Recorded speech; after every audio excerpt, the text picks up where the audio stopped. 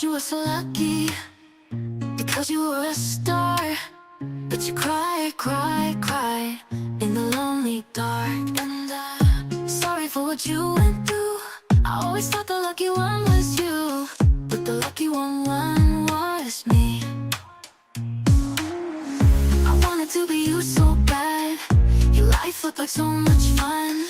The fashion lights and fancy things made it seem like you had won. But little did I know, you were crying all the time. You were hurting inside when everyone thought you were fine. I thought you were so lucky because you were a star, but you cry, cry, cry in the lonely dark. And I'm sorry for what you went through. I always thought the lucky one was you, but the lucky one was me. I know you made some mistakes, but we're all only human. You were judged for everything. They put the blame on you when you were pushed over the edge. Anyone what they allege. I thought you were so lucky, but the lucky one was me. I thought you were so lucky because you were a star, but you cry, cry, cry in the lonely dark. And I'm sorry for what you went through. I always thought the lucky one was you, but the lucky one was me.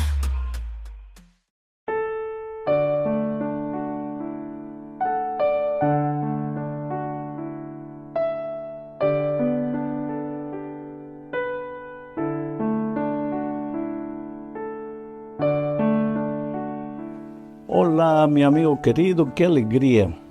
Vamos a la lección número 10 para el 7 de septiembre del año 2024. El título de la lección, Los últimos días. La semana pasada dije que ya entramos con la entrada triunfal de Jesús a Jerusalén, ya entramos a la última semana del ministerio de Cristo en esta tierra. Al final ya de esta semana el Señor será crucificado. El sábado descansará en la tumba y el domingo resucitará victoriosamente. El propósito de esta lección es mostrar que lo que Jesús enseñó acerca de la destrucción del templo de Jerusalén y las señales que habrán antes de la venida de Cristo. El capítulo 13 de Marcos, que es el que vamos a estudiar, es paralelo con Mateo 24 y con Lucas 21, donde también se habla de las señales de la destrucción del templo y de la segunda venida de Cristo. Vamos a empezar con el primer subtítulo de la lección, 2 pequeñas monedas como ofrenda. Ya dije que Jesús, con su entrada triunfal, con la limpieza del templo de los mercaderes, derrotando a los líderes judíos en las controversias, haciéndolos pensar, hablándoles de la eternidad de su ley, el Señor Jesucristo estaba demostrando su autoridad. Ahora lo vemos nuevamente en el templo, pero en el templo observando la actitud de los adoradores. Tú sabes que el Señor Jesucristo, cuando tú vas a la iglesia, tú no lo ves lógico, pero Él, en la persona de su Espíritu Santo, está moviéndose ahí entre los bancos. A veces tú ni te das cuenta de que Él está sentado a tu lado, observando tu actitud. Al Señor Jesucristo le gusta encontrar gente con el corazón sincero que va a la iglesia a adorar, va a la iglesia a aprender, va a la iglesia a alabar el nombre de Dios y va a la iglesia a depender del poder de Dios, porque queridos, no somos nada, dependemos del Señor Jesucristo para todo. Entonces Jesús había entrado al templo y estaba observando a los adoradores. Ahí llegó el momento de las ofrendas y las personas comenzaron a dar sus ofrendas. Leo lo que dice Marcos 12, 41 al 44. Todavía no entramos al 13, de aquí a poco entramos al 13. Dice así el texto. Estando Jesús sentado delante del arca de la ofrenda, miraba cómo el pueblo echaba dinero en el arca. Y muchos ricos echaban mucho, Y vino una viuda pobre y echó 2 blancas, o sea, un cuadrante.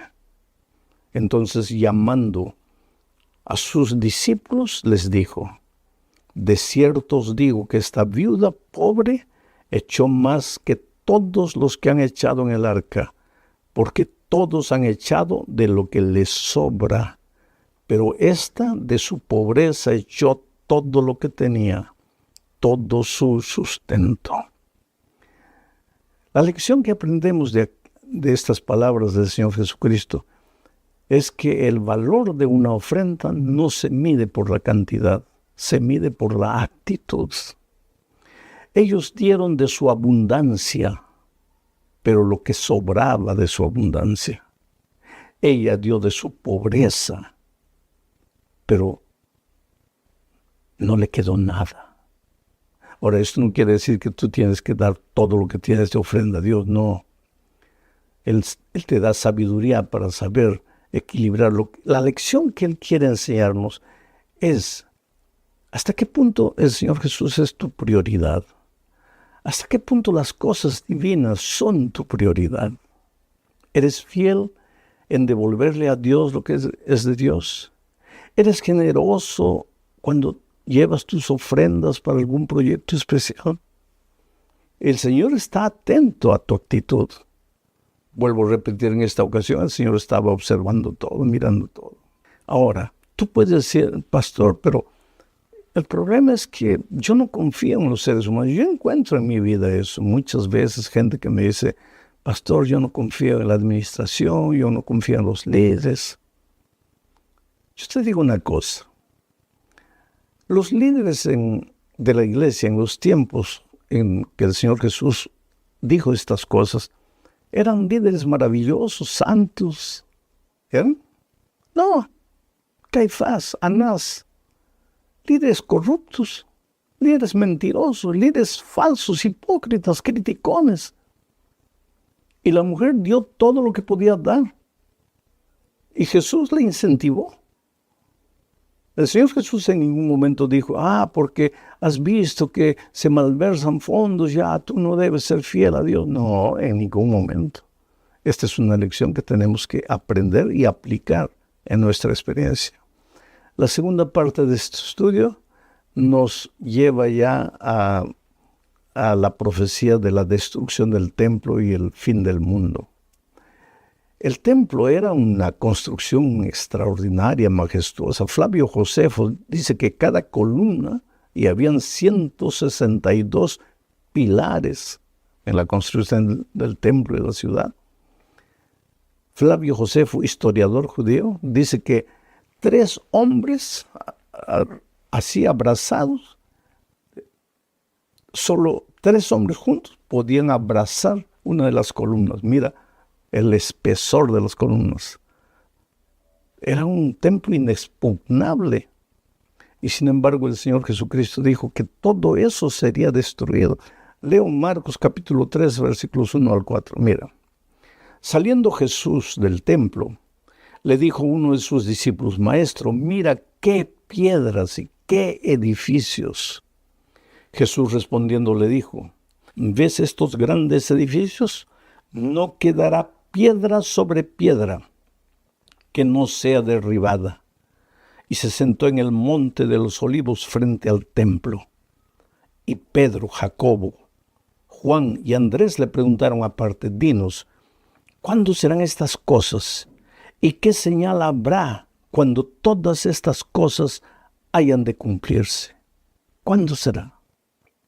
Ahora, ese cuándo será, y como en el capítulo 13, y sucede también en el capítulo 24 de Mateo, se habla de la destrucción del templo y al mismo tiempo se habla del fin del mundo, o sea, de la segunda venida de Cristo. A veces no se sabe cuándo una señal se aplica a la destrucción del templo literal y cuándo se aplica a la segunda venida de Cristo. Y esto crea a veces un poco de confusión. Pero delante de esta pregunta de cuándo será la destrucción del templo, Jesús no se detiene a hablar de detalles periféricos. sino que Él habla de las pruebas que vendrán a los discípulos. Él no se concentra en las señales, sino en las dificultades que sus discípulos enfrentarán. Y sabes, querido, cuando hablamos de la segunda venida de Cristo, en lugar de estar preocupados en descubrir la fecha, la hora en que Jesús va a venir, deberíamos estar preocupados en buscar al Señor Jesucristo todos los días, para que frente a la persecución, a las dificultades que vengan, nuestra fe no disminuya. Porque te digo una cosa, estar preocupado en descubrir cuándo Jesús va a volver no te ayuda a crecer espiritualmente. Tú dirás, sí, me ayuda. No, lo que te despierta es miedo. Y cualquier tipo de preparación para el encuentro con Cristo por miedo no es preparación auténtica. La preparación para el encuentro con Cristo no tiene que nacer del miedo, tiene que nacer del amor por Cristo, de la esperanza de encontrarte con Él. Por eso el Señor Jesucristo no se detuvo mucho a hablar de señales.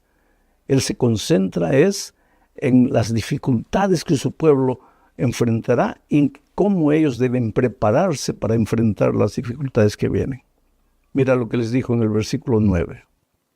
Pero mirad por vosotros mismos, porque os entregarán a los concilios y en las sinagogas os azotarán, y delante de gobernadores y de reyes os llevarán por causa de mí, para testimonio de ellos. Él les habla de las dificultades que vienen. ¿Y cuál sería la única manera de enfrentar esas dificultades?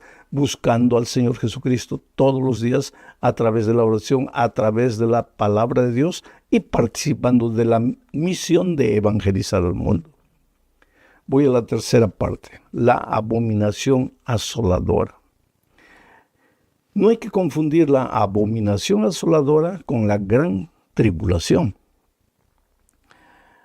La abominación asoladora se refiere a los días antes de la destrucción del templo, porque en el año 70, cuando Jesús dijo esto, estábamos en el año 30 y pocos. Pero en el año 70, los romanos invadirían Jerusalén y destruirían y quemarían el templo. Y el pueblo judío sería perseguido por aquí y por allá. Entonces Jesús está refiriéndose aquí, al hablar de la abominación asoladora, a los días previos a la destrucción del templo, a la invasión del general Tito para destruir Jerusalén. Y mira lo que dice Marcos 13, 14 al 18. Pero cuando veáis la abominación desoladora de que habló el profeta Daniel, puesta donde no debe estar, el que lee entienda, entonces los que estén en Judea huyan a los montes. El que esté en la azotea no descienda a la casa ni entre para tomar algo de su casa. Y el que esté en el campo no vuelva atrás a tomar su capa. Mas ay de las que estén en cinta y de las que críen en aquellos días. Orad pues que vuestra huida no sea en invierno. Oh querido, el Señor Jesucristo en el contexto aquí les está diciendo que la abominación asoladora. ¿Por qué abominación? Porque entran al templo, destruyen el templo, echan por tierra las cosas divinas.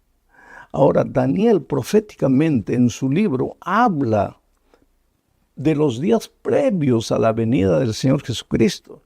Y dice que esta abominación desoladora surgirá pocos días antes de la venida de Cristo. ¿De qué manera? Será un poder religioso que echará por tierra las enseñanzas divinas. Entonces, cuando tú encuentres cualquier persona a acercarse a ti para decirte, esta parte de la Biblia ya no vale, porque esta parte de la Biblia ya acabó, porque la ley del Señor ya no existe. Si las personas no te muestran en la palabra de Dios lo que está escrito, puedes creer que de alguna forma también es la tribulación asoladora que vendrá sobre el pueblo de Dios. Especialmente en nuestros días, la mayoría de los cristianos creen sin estudiar la Biblia, creen sin fijar los ojos en la palabra de Dios. ¿Por qué crees en lo que crees? Aquí la importancia de abrir la Biblia, de analizar a Dios, porque en los últimos tiempos aparecerá el anticristo. ¿Y qué es el anticristo? El anticristo es lo que se opone a Cristo. Si Cristo enseña una cosa, el anticristo va a enseñar cosas diferentes a las que Cristo enseña. Entonces, para descubrir quién es el anticristo o la destrucción asoladora, tú tendrías que primero saber lo que Cristo enseña. Y entonces cuando ves que alguien enseña lo contrario a lo que la Biblia enseña, ya has descubierto quién es, a quién se refiere el Señor Jesucristo aquí. Vamos a la cuarta parte del estudio, la gran tribulación. Ahora, aquí en la gran tribulación se refiere específicamente a los días antes de la venida de Cristo. Marcos 13, 14 dice lo siguiente.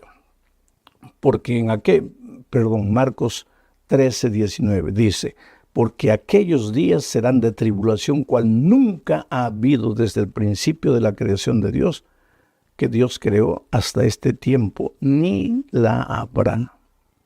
Oh querido, ser fiel a las enseñanzas de Dios no es fácil. Y la profecía de Apocalipsis especialmente nos enseña que en los últimos días el pueblo de Dios será perseguido por causa de su conciencia, será perseguido por su fidelidad a las enseñanzas de la palabra de Dios. ¿Y por quién será perseguido? Por un poder religioso que enseña cosas contrarias a lo que la palabra de Dios enseña. Es por eso que surge aquí la necesidad de volver los ojos a Dios, de volver los ojos a la palabra de Dios, de estudiar y de aprender. Entonces, Marcos 13, 26 al 29 ya nos habla del esplendor de la segunda venida de Cristo. Dice, entonces verán al Hijo del Hombre que vendrá con las nubes, con gran poder y gloria. Y entonces enviará a sus ángeles y juntará a sus escogidos de los cuatro vientos, desde el extremo de la tierra hasta el extremo del cielo.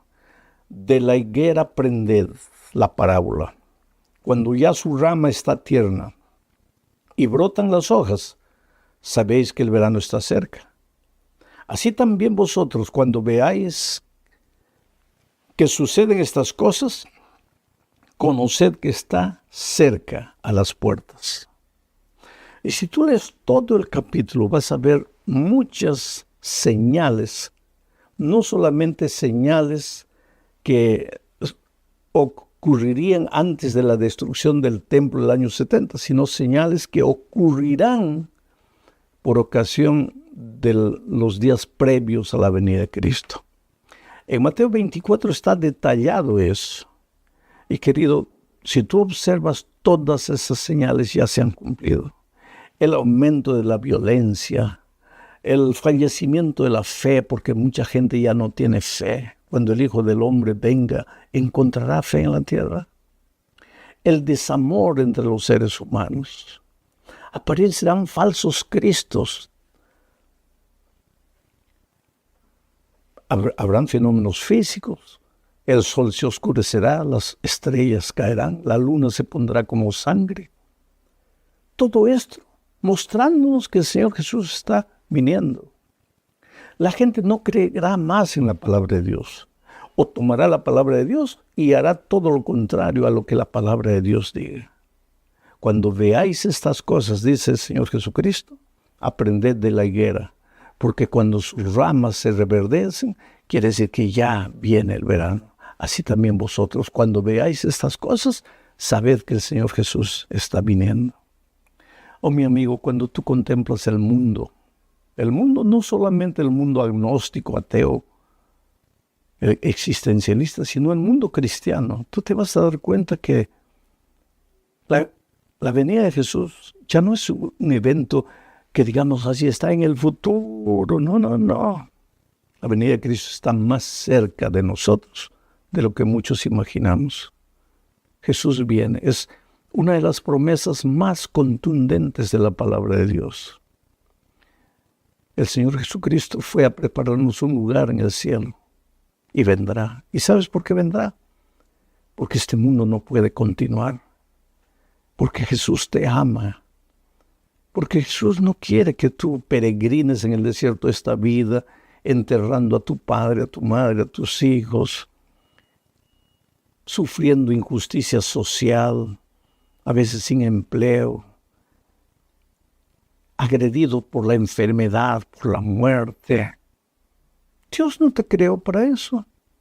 Dios te creó para vida eterna, para felicidad. Pero entonces, ¿por qué sufrimos? Porque entró el pecado y arruinó el mundo. Pero Jesús viene para ponerle un punto final a la historia del pecado. Viene para llevarte con Él. Es por eso que todos los días hay que buscar al Señor Jesucristo. Y es por eso que cuando tú estudias las lecciones, no tienes que estar tan preocupado en encontrar detalles, inclusive detalles de la profecía. No, tú busca al Señor Jesús, prepara tu corazón en comunión con el Señor Jesucristo. Permite que su carácter se refleje en tu vida.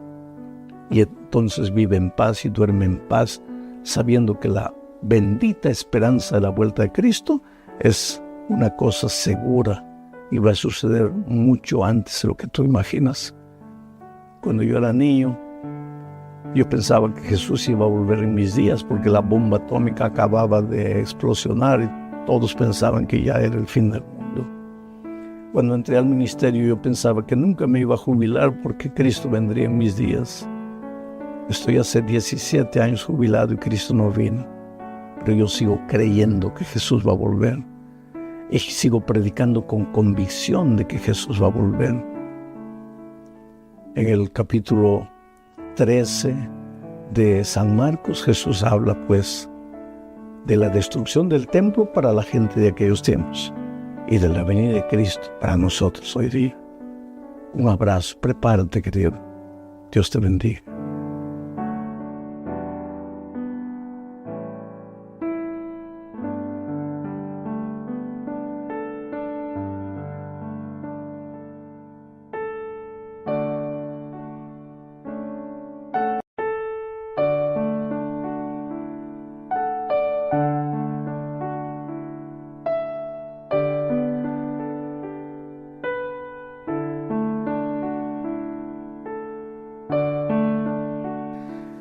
Hola mis amigos queridos, qué alegría poder conversar una vez más y conversar de asuntos de la Biblia. Sabes, me emociono, de veras me emociono cada vez que leo los comentarios, cómo hay personas que tienen tanta confianza en Dios, en la oración, que colocan ahí sus pedidos de oración e inmediatamente otras personas intervienen diciendo que van a atender ese pedido, van a orar por él, animando, dando palabras de fuerza para las personas que necesitan ánimo. Y siempre digo por eso, somos una gran familia, una familia enorme, esparcida por tantos países del mundo. Tu participación es importante, una palabra que tú colocas ahí para alguien que está afligido, para alguien que dice que está desesperado, para alguien que quiere volver a la iglesia pero no puede, y tú entras ahí y dices, ánimo hermano, vuelve.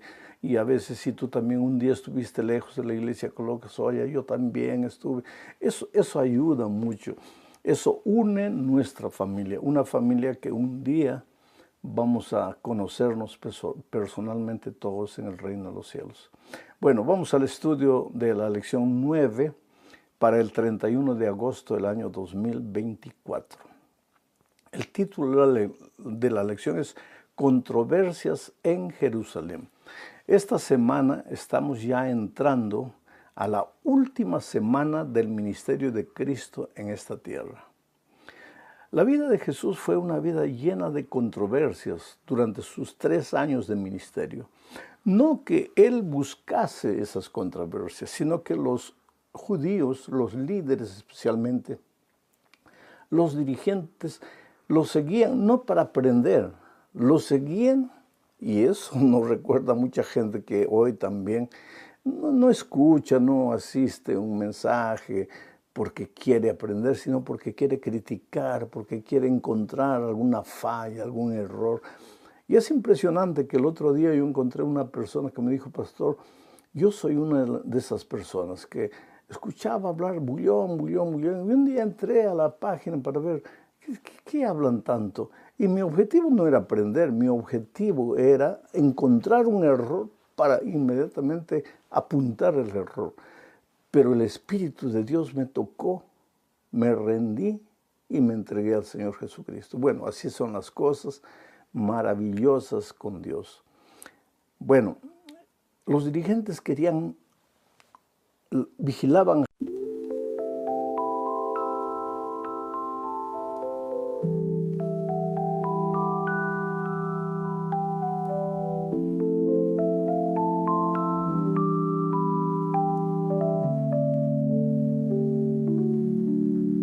Tonight is our story.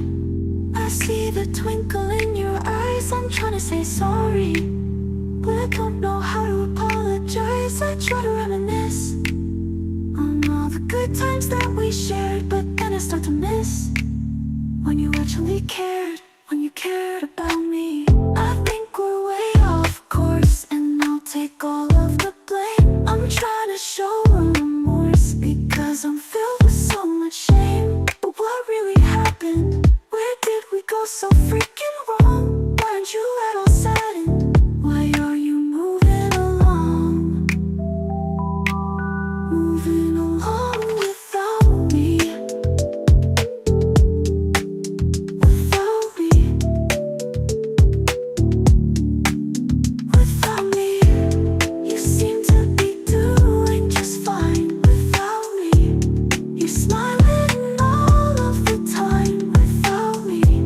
Your world keeps spinning round and round without you. I'm sad and I'm scared, that's why I frown. Tonight is so cloudy. I see the raindrops in the sky. I'm trying to say howdy, but I don't even really know why. I try to reminisce on all the good times that we shared, but then I start to miss when you actually cared, when you cared about me.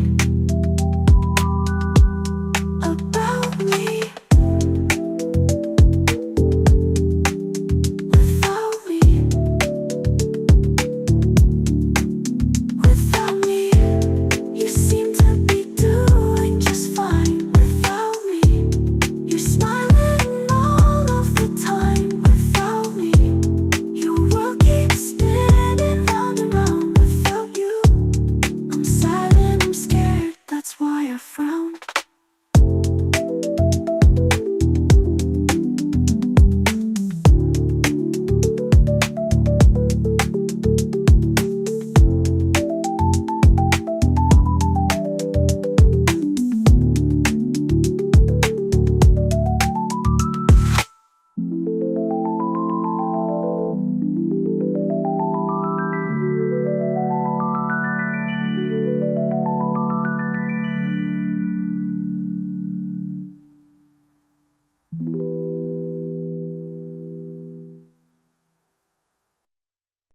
Jesús, escuchaban sus palabras porque querían encontrar un error para comprometerlo o con los judíos o con los romanos.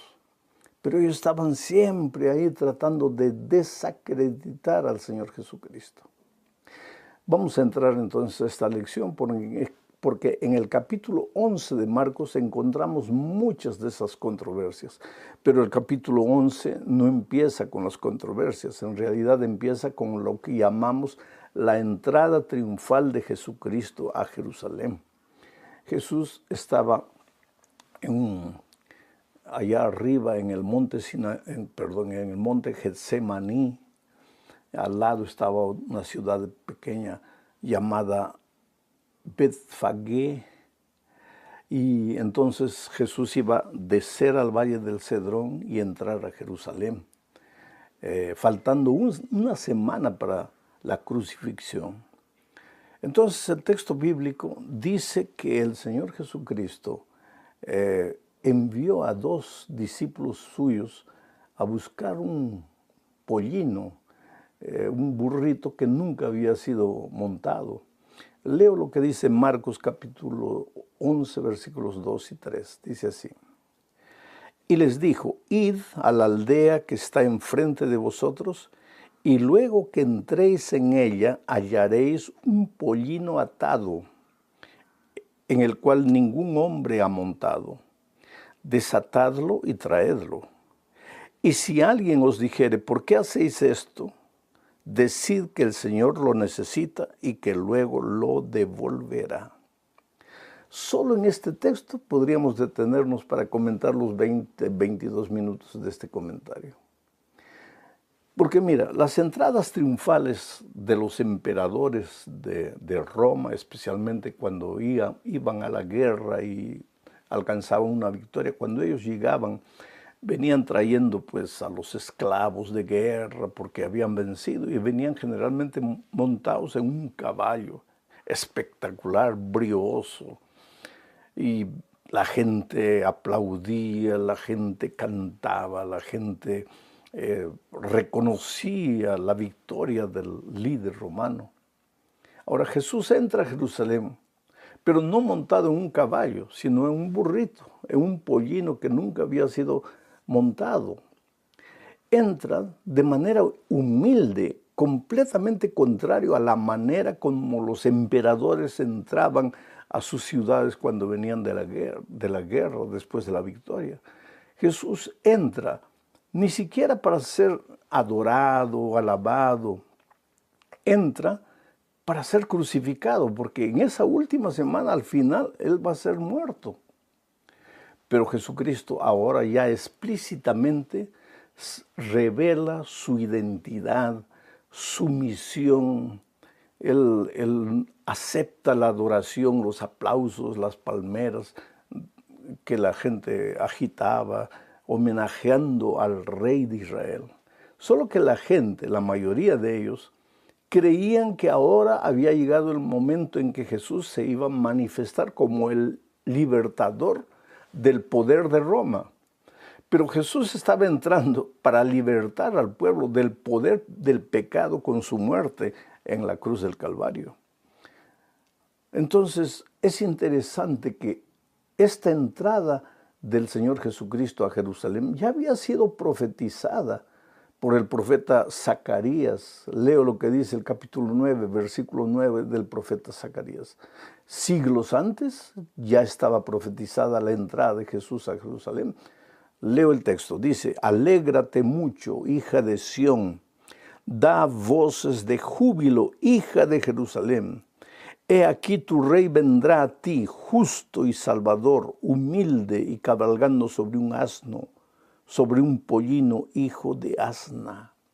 ¿Tú te das cuenta cómo milimétricamente se cumple la profecía de Zacarías con la entrada de Jesús? Jesús entra con humildad, pero ya revela de alguna manera su autoridad. Él no es cualquier ser humano, Él es el Dios hecho carne. Es verdad que vino para morir, pero es el Dios, tiene autoridad. Por eso le dice a los discípulos: vayan y traigan a un pollino. Porque en realidad todos los pollinos del mundo, todo el oro, toda la plata, todos los animales, inclusive todos los seres humanos, le pertenecemos a Él. Él es el creador. Y el Señor le dijo a los discípulos: y si ellos, los dueños, les dijeran: oye, ¿qué están haciendo? ¿Por qué están llevando el pollino?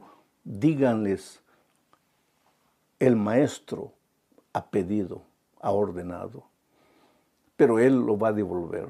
Y es interesante, cuando esos dueños del pollino dieron el pollino para el Señor Jesucristo, ellos no sabían que el Señor Jesús les iba a devolver. No solo al pollino, el Señor Jesús devuelve mucho más en abundancia. Entonces, cuando tengas que dar algo al Señor Jesús, dalo sin miedo, porque Él te devolverá, y te devolverá doblado, triplicado, cuadruplicado, elevado a la infinita potencia. Vamos a la segunda parte del estudio, analizando el caso de la higuera sin frutos. Al día siguiente, de la entrada del Señor Jesucristo a Jerusalén, porque ese día Él entró, llegó hasta el templo, miró el templo, no dijo nada, no hizo nada, simplemente se retiró. Pero al día siguiente se retiró a Betania, a dormir en Betania. Distaba más o menos 5 kilómetros de Jerusalén. Pero cuando estaba regresando a Jerusalén, sucedió algo de Betania, sucedió algo interesante. Leo lo que dice Marcos 11, 12 al 14. Al día siguiente, cuando salieron de Betania, tuvo hambre y viendo de lejos una higuera que tenía hojas, fue a ver si tal vez hallaba en ella algo. Pero cuando llegó a ella, nada halló, sino hojas, pues no era tiempo de higos. Entonces Jesús dijo a la higuera: nunca jamás coma nadie fruto de ti. Y lo oyeron sus discípulos. Pero hay algo interesante. Al día siguiente, volvieron a caminar por ese sendero, porque Jesús maldijo la higuera. Él estaba con hambre. Llegaron, la higuera estaba frondosa, llena de hojas verdes, ramas. Debería estar llena de frutos, porque aparentaba tener frutos. Y cuando Jesús llegó, no tenía nada. Al día siguiente, cuando pasaron por ahí, la higuera estaba seca. Y los discípulos le dijeron: mira, tú maldijiste a la higuera y ahora la higuera está seca. La pregunta es, ¿por qué el Señor Jesús quedó, digamos así, descontento, desconforme con la higuera? ¿Porque no tenía frutos? No, querido. Claro, la higuera en esta circunstancia simbolizaba al pueblo de Israel y, en otras palabras, extensivas a todos los cristianos. Pero lo que molestó a Jesús no fue el hecho de que no tenía frutos. Todo cristiano debe llevar frutos. Y Juan 15 dice que si nosotros permanecemos en la vid, llevaremos mucho fruto. El plan de Dios es que tú lleves fruto en abundancia en tu vida. Pero lo que le molestó a Jesús no fue el hecho de que la higuera no tenía fruto, sino que no teniendo fruto, daba la impresión de tener fruto. Quiere decir, tenía hojas, tenía ramas, linda, maravillosa, pero no tenía fruto. Lo peor en la experiencia cristiana no es no tener frutos. Vuelvo a repetir, el ideal es que todo cristiano produzca frutos. Pero lo peor en la vida cristiana es, no teniendo frutos, aparentar que se tiene frutos. O hablas, cobras, exiges, demandas. En público miras a la vida de las otras personas, que por qué no. Pero en el fondo tú no tienes frutos. Y quien mejor sabe si tienes frutos o no, no es la iglesia, no son las personas en la calle, sino tu esposa y tus hijos. ¿Realmente los frutos que tú aparentas tener son auténticos, verdaderos, o solamente es apariencia? Por eso es que la higuera se secó y el Señor Jesucristo estaba enseñando una lección valiosa para los cristianos de todos los tiempos. ¿Quieres tener frutos en abundancia? Ve a Jesús en humildad. Dile: Señor, mira, yo por más que me esfuerzo, no consigo vencer los vicios, no consigo dominar mi carácter. Por eso vengo a ti todos los días, oro, clamo a ti: Señor, hazlo tú, porque yo no puedo, no tengo fuerzas. Y en la medida en que tú cultives compañerismo diario con Cristo, vas a ver que los frutos van a aparecer. Al principio verdes, medio que no tienen mucha apariencia, pero después bonitos. Y el higo es una fruta deliciosa.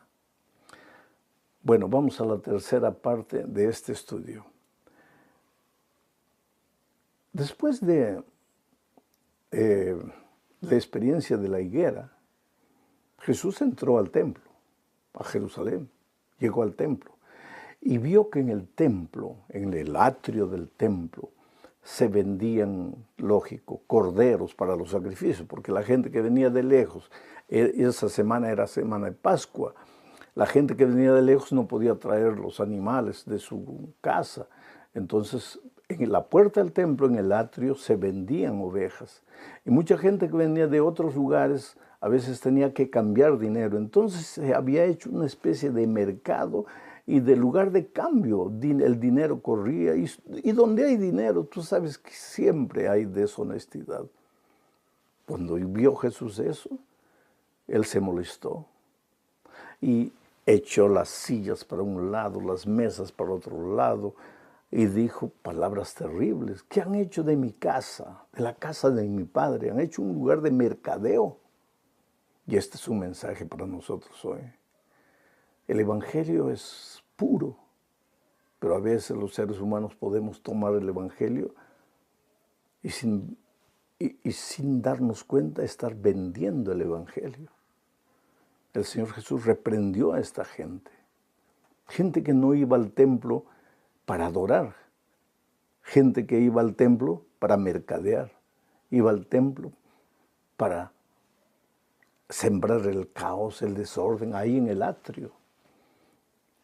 En esta manifestación pública de la ira santa, querido, tú no hables de ira santa, porque yo me refiero de ira santa a la ira del Señor Jesús, que no es ira, no es la cólera humana, es el rechazo por lo que los seres humanos están haciendo.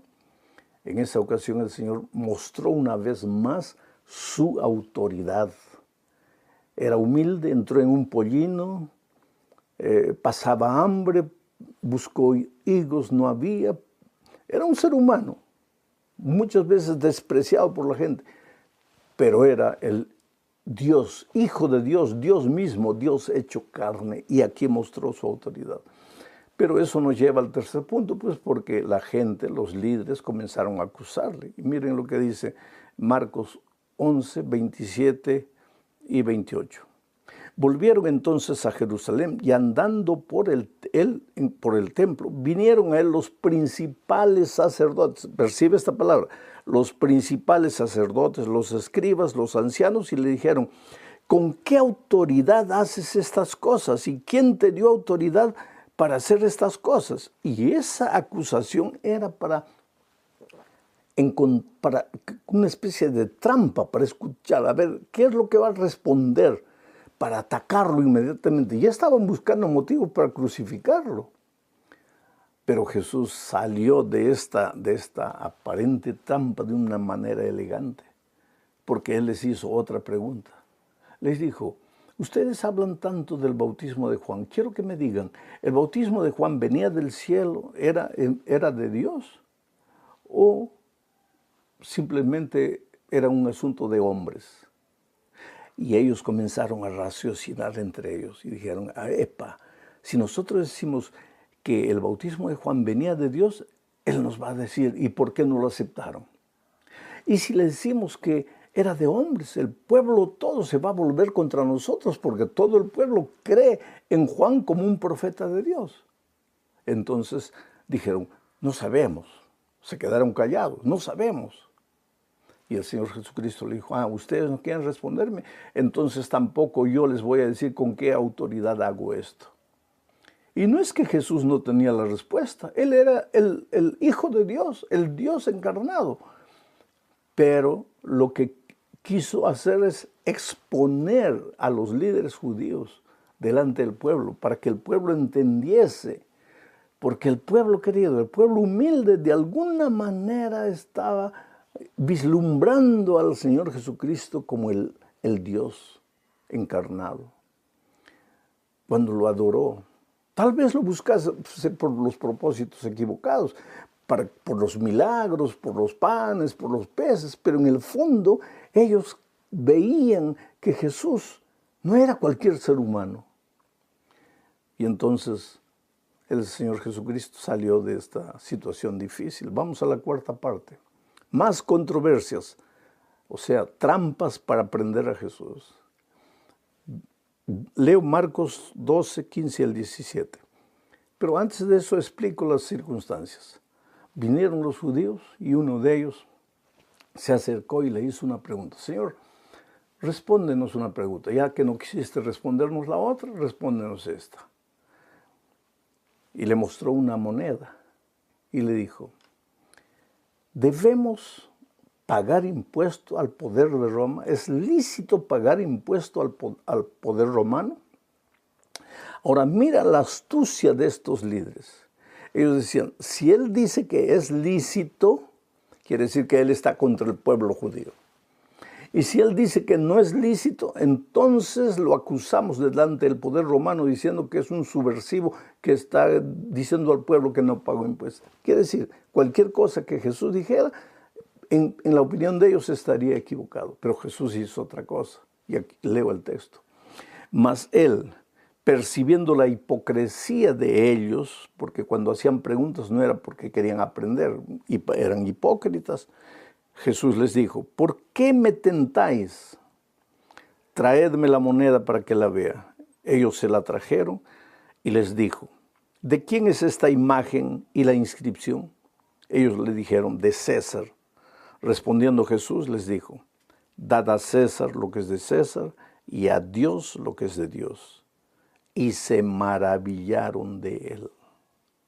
Dad a César lo que es de César y a Dios lo que es de Dios.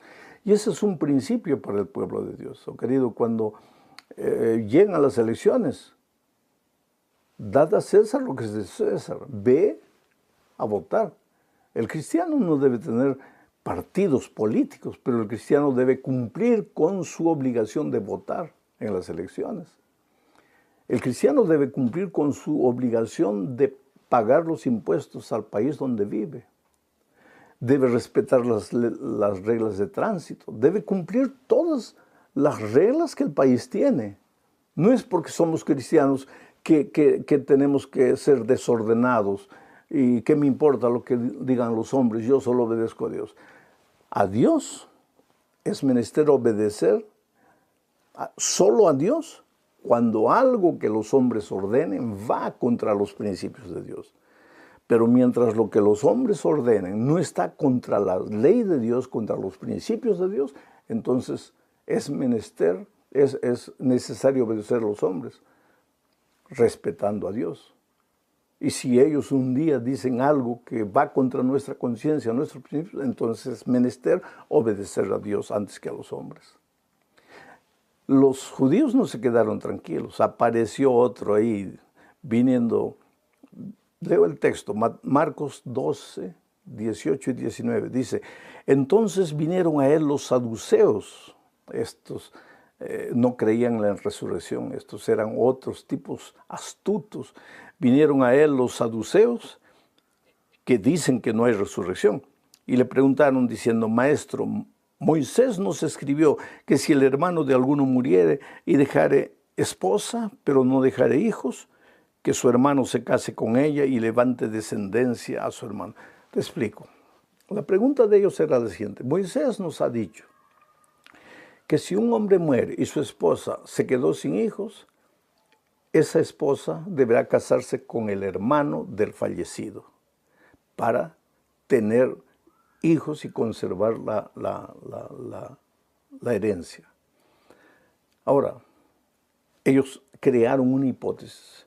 Vamos a decir que un hombre muere, la esposa se casa con el hermano, ese hermano muere, la esposa se casa con el otro hermano, ese hermano también muere, la esposa se casa con el otro hermano.